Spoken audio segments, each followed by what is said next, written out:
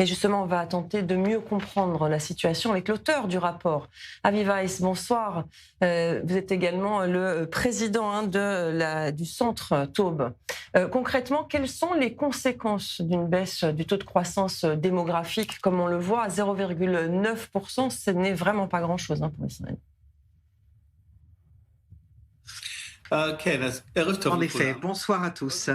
D'abord, ce que je dirais, c'est que je ne suis pas celui qui a fait la recherche, c'est le professeur Alex Weinreb, mais je suis le président du centre, en effet.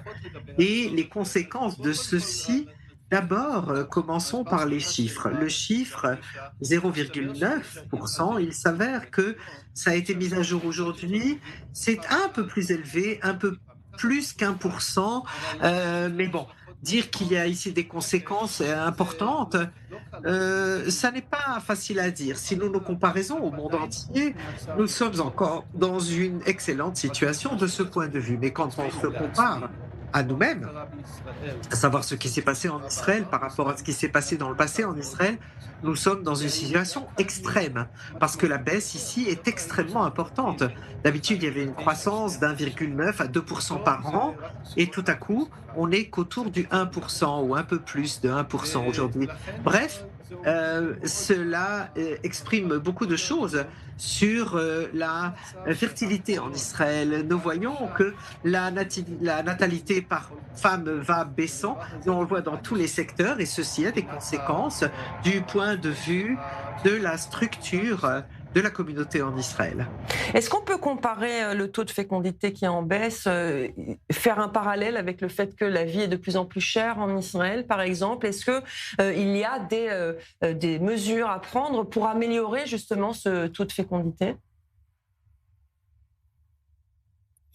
Écoutez, il y a beaucoup de choses que l'on pourrait faire en Israël et qu'il faudrait faire, autant pour traiter du niveau des prix et pas seulement en rapport avec la démographie, mais aussi au côté macroéconomique de ce qui se passe dans le pays. Et c'est extrêmement important d'investir dans tout ce qui est les biens humains et physiques pour améliorer le taux de fécondité et la productivité du travailleur israélien, ce qui pourrait créer une amélioration de la qualité de vie en Israël. Du point de vue démographique, c'est aussi quelque chose qui influe parce que nous savons que généralement, une grande partie ou la majorité de la démographie, de l'immigration d'Israël ou vers ailleurs est économique.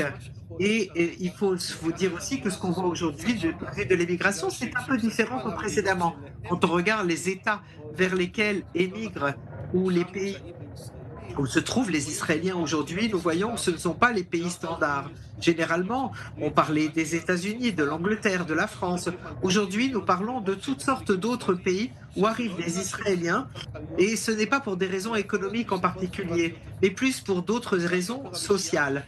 Mais le coût de la vie, évidemment, a des conséquences parce que le coût de la vie peut influer, par exemple, sur le fait que ça ne vaut pas la peine de vivre en Israël parce que c'est trop dur économiquement, vu le prix du logement. Alors, les travailleurs du high-tech, par exemple, qui peuvent travailler à distance et pourraient travailler de n'importe où, eh bien, une partie des gens qui quittent, ils le font parce qu'ils peuvent vivre meilleur marché ailleurs et continuer à travailler comme ils travaillent aujourd'hui ici.